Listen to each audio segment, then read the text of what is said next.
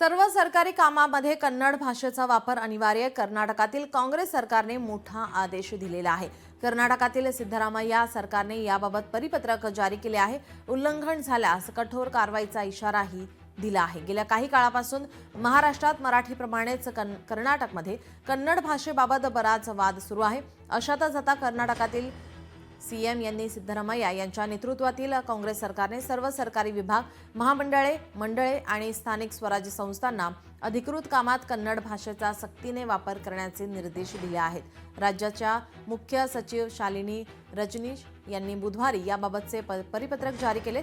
कन्नड भाषा व्यापक विकास कायद्याची योग्य अंमलबजावणी होत नसल्यामुळे आणि सार्वजनिक जीवनातून कन्नड भाषा हळूहळू नाहीशी होण्याच्या भीतीने सरकारने हे पाऊल उचलले आहे।